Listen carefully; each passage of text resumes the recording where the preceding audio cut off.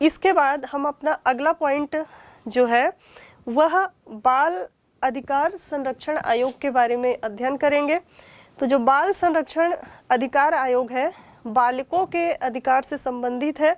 यहाँ पे जो बालक है वह 0 से 18 वर्ष तक के बालक होते हैं। 0 से 18 वर्ष तक के बालकों को बाल अधिकार संरक्षण आयोग के द्वारा परिभाषित किया गया है कि ये सभी बालक हैं, और इससे अधिक आयु वर्ग के लोग जो है वो वयस्क की श्रेणी में आते हैं, और 18 वर्ष से कम उम्र के जो बालक होते हैं वह नाबालिग की श्रेणी में आते हैं। 18 वर्ष के पश्चात आप तो जानते ही हैं कि आपको वोट देने का अधिकार है। तो बच्चों, जो बाल संरक्षण अधिकार आयोग है क्या है, किस प्रकार काम करता है, इस टॉपिक के तहत हम जानेंगे। बाल अधिकार की बात हम एक कहानी के माध्यम से समझने का प्रयास करते हैं।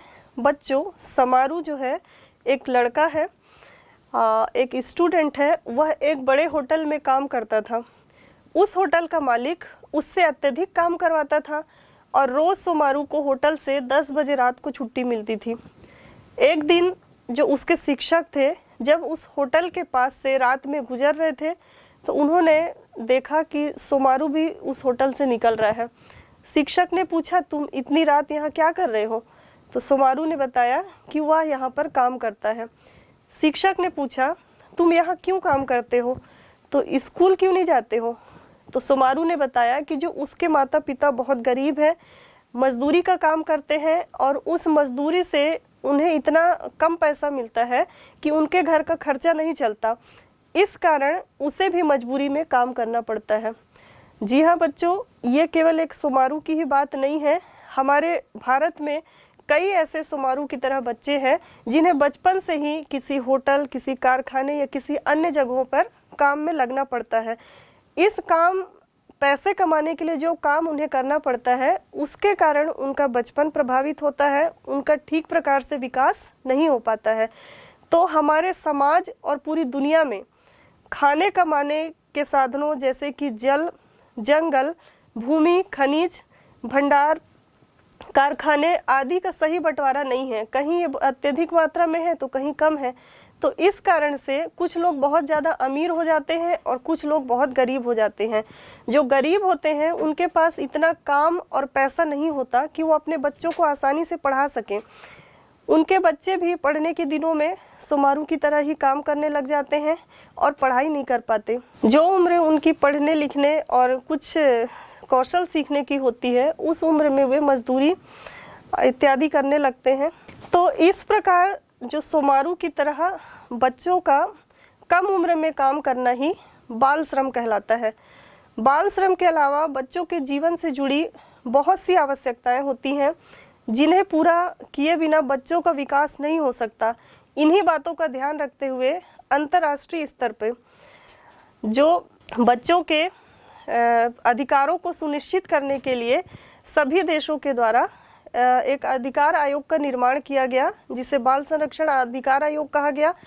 और विभिन्न देशों के बीच इन बाल अधिकारों के बारे में होने वाले समझौतों में यह कहा गया कि युद्ध जैसी भयंकर स्थिति और संकट वाली स्थिति होने पर भी बच्चों के अधिकारों की रक्षा की जानी चाहिए। तो बच्चों, इसी तारतम्य में जो भारत है यहाँ पर भी राष्ट्रीय बाल संरक्षण आयोग का गठन किया गया तथा राष्ट्रीय के अलावा राज्य स्तर पे भी बाल संरक्षण अधिकार आयोग होते हैं। बाल संरक्षण अधिकार आयोग वाले जो होते हैं वे बच्चों के अधिकारों के उल्लंघन को रोकते हैं, अर्थात इस आयोग का कार्य बच्चों के अधिकारों के उल्लंघन को रोकना है। यह उल्लंघन सामाजिक संस्थाओं के द्वारा किया जा रहा हो या किसी सरकार के द्वारा या किसी व्यक्ति के द्वारा, सभी पर यह शिकंजा कसते हैं। और जो बाल अधिकार आयोग है यह विशेष रूप से बच्चों पर होने वाली हिंसा, स्वास्थ्य, शिक्षा, बच्चों का क्रय विक्रय, कई लोग ऐसे होते हैं जो अपने बच्चों को बेच देते हैं, तो यह भी एक अपराध है, और उनके श्रम का शोषण इत्यादि विभिन्न मुद्दों पर विशेष रूप से ध्यान केंद्रित करता है। बाल अधिकार आयोग जो है समय समय पर अधिकारों की स्थिति के विषय में प्रतिवेदन जारी करता है और सभी संस्थाओं को आवश्यक दिशा निर्देश भी प्रदान करता है। तो बच्चों, जो बाल अधिकार संरक्षण आयोग है, बच्चों के शिक्षा, स्वास्थ्य इत्यादि जो विशेष आवश्यकताएं जो है उनकी, ताकि उनका सही ढंग से विकास हो सके, इन सब पर भी विभिन्न प्रकार से कानून बनाता है। बाल संरक्षण अधिकार आयोग जो है यह भी 2005 के अधिनियम में ही बना था, लेकिन जो इसका आयोग जो बना है केंद्रीय स्तर पे और राज्य स्तर पे, इस आयोग का गठन जो है वह 2007 में किया गया, मार्च के महीने में। तो इस आयोग का गठन मार्च 2007 में हुआ है, अर्थात यह जो बाल संरक्षण अधिकार आयोग है यह भी नवीनतम आयोग ही है। और यह जो आयोग है वह, अगर हम इसकी पता देखें जो कि नई दिल्ली में है, तो उसका पता आप स्क्रीन पे देख सकते हैं। राष्ट्रीय बाल अधिकार संरक्षण आयोग, 5वीं मंजिल, चंद्रलोक बिल्डिंग। देखिए बच्चों, नाम भी कितना प्यारा है, चंद्रलोक बिल्डिंग। और 36 जनपद, नई दिल्ली 11001, भारत, अर्थात यह इस जगह पर है। और इसके अलावा जो इसका नंबर है फैक्स का, वह 01123724026 है। हम एक वेबसाइट भी इसके द्वारा निर्धारित किया गया है, उसके वेबसाइट का नाम है ई बाल निदान। तो इस वेबसाइट के द्वारा भी हम अपने बाल अधिकारों के संरक्षण के लिए विभिन्न प्रकार से शिकायत दर्ज कर सकते हैं। वर्तमान में केंद्र सरकार में जो बाल संरक्षण आयोग के अध्यक्ष हैं वे प्रियंक कानूनगो हैं। इसके अलावा अगर मैं इसके संरचना की बात करूं, जैसा कि हमने मानव अधिकार आयोग और जन सूचना के अधिकार आयोग में संरचना देखा था, उसी प्रकार बाल अधिकार आयोग में भी कुछ संरचना है। तो उस संरचना में एक अध्यक्ष होता है और इसके अलावा 6 अन्य सदस्य होते हैं। तो जो एक अध्यक्ष होगा और जो 6 अन्य सदस्य होंगे, तो उन 6 अन्य सदस्यों में कम से कम 2 महिलाएं होना आवश्यक है। और ये जो 6 सदस्य होते हैं, ये शिक्षा, बाल स्वास्थ्य, कानून, मनोविज्ञान इत्यादि से संबंधित विशेषज्ञ होते हैं। हमारा जो राज्य बाल अधिकार संरक्षण आयोग है, यह छत्तीसगढ़ राज्य के रायपुर में स्थित है। और जो इसका पता है, रायपुर वाले हमारे राज्य के जो बाल अधिकार संरक्षण आयोग का जो पता है, वह है A34 सेक्टर 1 शंकर नगर निगम जोन कार्यालय, पानी टंकी के पास, रायपुर।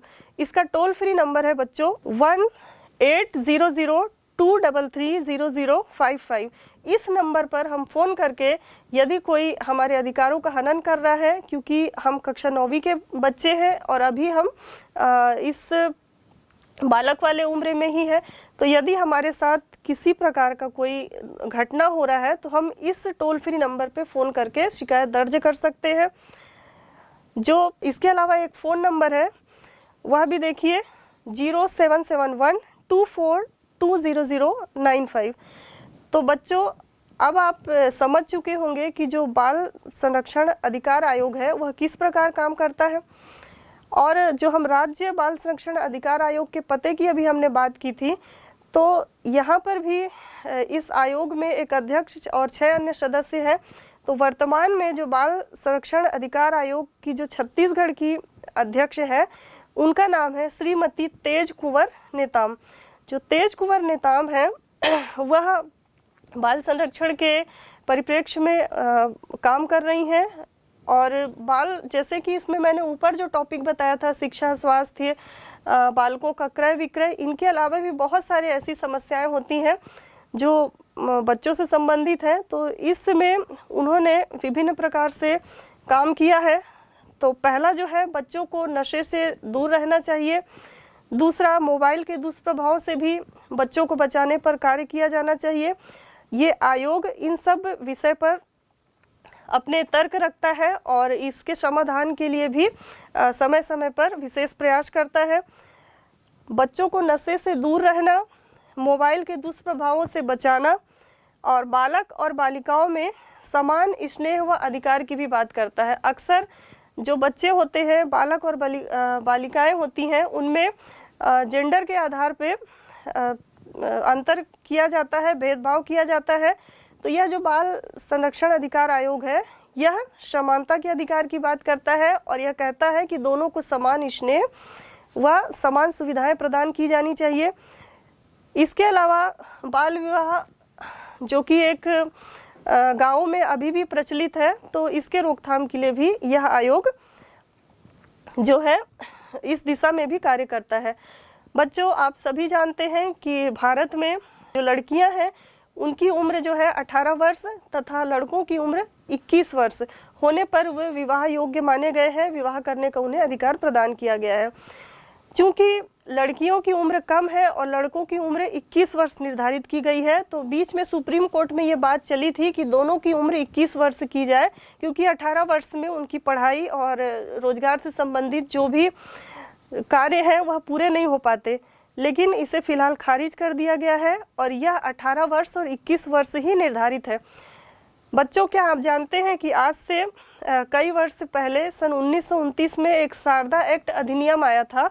इस अधिनियम के तहत लड़कियों की उम्र 14 वर्ष तथा लड़कों की उम्र 18 वर्ष विवाह के लिए निर्धारित किया गया था, किंतु बाद में इसे 18 और 21 किया गया है और यह फिलहाल यही है अभी। फिर तो इस प्रकार से यह जो बाल अधिकार संरक्षण आयोग है, यह बच्चों के हित में काम करता है। चलिए बच्चों, अब जो हमारा अगला टॉपिक है हम उस पर आते हैं। अधिकारों के बदलते संदर्भ में लोकतंत्र का अधिकारों के साथ संबंध। बच्चों, हमने अब तक विभिन्न प्रकार के अधिकारों की बात की, विभिन्न प्रकार के अधिकारों पे चर्चा की। तो जो ये हमारा जो नया टॉपिक है अधिकारों के बदलते संदर्भ में, इसका क्या अर्थ होता है कि बदलते संदर्भ में मीन्स, जैसा कि मैंने थोड़ी देर पहले ही बताया कि पहले जो लड़कियों की उम्र 14 वर्ष थी विवाह के लिए और वर्तमान में 18 वर्ष निर्धारित की गई है, तो ये बदलाव कहीं ना कहीं दिख रहा है। तो समाज और समाज के विभिन्न मांगों के अनुसार जो अधिकार है वो भी बदलते रहते हैं। तो ये टॉपिक कुछ इसी प्रकार का है कि अधिकारों के बदलते संदर्भ में लोकतंत्र का अधिकारों के साथ संबंध। हमने अधिकारों की चर्चा करते हुए शुरुआत में ही कहा था कि अधिकार मनुष्य के जीवन की आवश्यकताओं की अवधारणा या विचार के बदलाव के साथ बदलते हैं। जो अधिकार है वो भी विचार के साथ और समय की मांग के साथ बदलते रहते हैं। कुछ मूलभूत आवश्यकताओं के अलावा जीवन के बहुत से बिंदु समय समय पर समाज और मानवीय जीवन के महत्व को हासिल करते हैं। पूरी दुनिया में इसी वजह से अधिकारों के संदर्भ पिछले कई दशकों में बदले हैं। उदाहरण के लिए यूरोप के कई देशों ने खेल के अधिकारों को बच्चों के मूल अधिकार के रूप में स्वीकार किया गया है। फिलहाल हमारे देश में खेल का अधिकार लागू नहीं है। इसी तरह बहुत से देशों ने विशेष आवश्यकताओं वाले लोगों के लिए कुछ खास अधिकारों की व्यवस्था की है। भारत में भी विशेष आवश्यकताओं वाले लोगों के लिए पीडब्ल्यूडी अधिकार अधिनियम 1995 पारित किया गया है। इस विशेष आवश्यकता वाले लोगों के लिए शिक्षा, नौकरियों तथा पुनर्वास जैसे विशेष व्यवस्था की गई है। इसी तरह आज से 50 वर्ष पूर्व शायद यह कल्पना करना संभव नहीं था कि बच्चों के लिए विशेष अधिकारों की आवश्यकता पड़ेगी। पूरी दुनिया तथा भारत में लगातार बढ़ते हुए बाल श्रम की वजह से 1986 में भारत में बाल श्रम निषेध अधिनियम बनाया गया। इसका उद्देश्य 14 वर्ष से कम आयु के बच्चों को खतरनाक माने जाने वाले कामों में लगाए जाने से रोकना था। जन सूचना अधिकार अधिनियम सन 2005 को भी अधिकारों के बदलते संदर्भ और अधिकारों के बढ़ते दायरों के रूप में देखा जा सकता है। जी हाँ बच्चों, 2005 से पहले हमें किसी प्रकार की सूचना का अधिकार प्राप्त नहीं था और किसी ने सोचा भी नहीं था कि हमें इस प्रकार का कोई अधिकार मिलेगा। लेकिन लोकतंत्र है और अधिकारों का जो संदर्भ है वह बदलाव लाता है, तो यह संभव हो सका। आज से 30 से 40 वर्ष पहले किसी ने कल्पना भी नहीं की होगी और ना ही सोचा होगा कि जन सूचना अधिकार जैसा कोई अधिकार देश के नागरिकों को प्राप्त होगा। इस अधिकार की आवश्यकता इसलिए महसूस की गई क्योंकि बहुत से लोगों ने पाया कि विभिन्न सरकारी योजना तथा उनसे प्राप्त होने वाले लाभों की जानकारी उन्हें ठीक से नहीं मिल पाती है। जिसके कारण इन योजनाओं का लाभ वे नहीं उठा पाते। चाहे राजस्थान के लोगों के न्यूनतम मजदूरी का सही दर का मामला हो या किसी ग्राम पंचायत को सरकारी योजनाओं से प्राप्त होने वाली राशि का मामला हो, ऐसे कई मामलों में लोग जानकारी के अभाव में कई लाभों से वंचित रहते थे।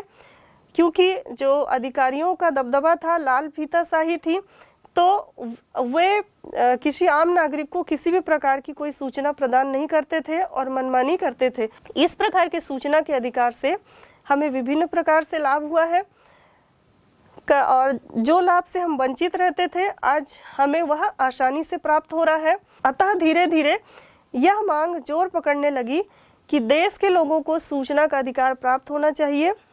और यह अधिकार हमें कैसे प्राप्त हुआ, इसे हम अपने अगले कक्षा अर्थात कक्षा 10वीं में पढ़ेंगे।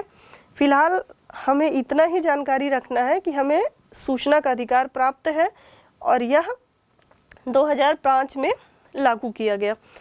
पिछले कई वर्षों में भारत के सर्वोच्च न्यायालय ने अलग अलग मुकदमों में कई विषयों की व्याख्या मौलिक अधिकारों को जोड़कर की है।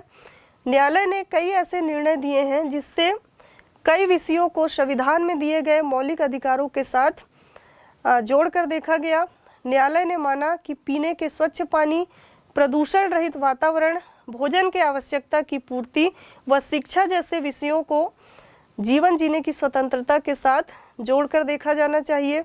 उदाहरण के लिए भारत के सर्वोच्च न्यायालय ने मोहनी जैन व कर्नाटक सरकार के बीच चल रहे मुकदमे में निर्णय देते हुए कहा कि शिक्षा प्राप्ति के विषय को जीवन जीने की स्वतंत्रता के मूल अधिकार के हिस्से के रूप में देखा जाना चाहिए। जी हाँ बच्चों, आप सभी जानते हैं कि शिक्षा का अधिकार एक मौलिक अधिकार है और यह हमें पहले प्राप्त नहीं था, लेकिन जो न्यायालय द्वारा इसे मौलिक अधिकार के रूप में जोड़ा गया। तो शिक्षा के अधिकार के द्वारा मनुष्य सम्मानजनक ढंग से जी सकता है तथा जीवन में प्रगति कर सकता है। इसी आधार पर संविधान के 86वें संविधान संशोधन सन 2002 में शिक्षा के अधिकार को मौलिक अधिकार के रूप में संसद में पारित किया गया। इस उदाहरण से यह स्पष्ट होता है कि समाज के द्वारा की जाने वाली कोई यदि मांग जो कि वांछित हो और सार्वजनिक हित में हो, जन कल्याण के लिए हो, तो वह संसद तथा न्यायालय के द्वारा कानून पारित करके अधिकार के रूप में उसे मान्यता प्रदान कर दी जाती है। तो अधिकारों के बदलते संदर्भ के अंतर्गत यही बात आती है कि जो सार्वजनिक हित से संबंधित अधिकार हैं, वह देश का कानून और देश का जो सर्वोच्च न्यायालय है उसे मान्यता प्रदान करता है, उसे पारित करता है। आज के लोकतांत्रिक दौर में जहां प्रत्येक देश अपने आप को लोकतांत्रिक कहलवाना चाहता है, अधिकार नागरिकों के सम्मान का सबसे महत्वपूर्ण माध्यम है। शासन के निकायों के अलावा ऐसे बहुत ही सार्वजनिक संस्थाएं व संगठन बनाए गए हैं जो नागरिकों के अधिकार को लागू करवाने का प्रयास करते हैं। आज भी दुनिया के कई देशों तथा भारत के अनेक नागरिकों को कुछ अधिकार प्राप्त नहीं हुए हैं। आज भी दुनिया के कई देशों तथा भारत के अनेक नागरिकों को कुछ अधिकार प्राप्त नहीं हुए हैं। लोगों के जीवन के बदलती एवं बढ़ती हुई आवश्यकताओं के अनुसार नागरिकों के द्वारा नए नए अधिकारों की मांग की जाती है। इसी वजह से अधिकारों का दायरा भी बढ़ता जाता है। अभी भी लोग अधिकारों को प्राप्त करने के लिए संघर्ष कर रहे हैं। यही नागरिकों की जिम्मेदारी बनती है कि वे अधिकारों के महत्व को समझें तथा अपने अधिकारों को हासिल करने की पूरी तरह से कोशिश करें। नागरिकों का अधिकारों के लिए सजग रहना इसलिए भी महत्वपूर्ण है ताकि कोई भी सरकार निरंकुश या तानाशाह ना बन सके।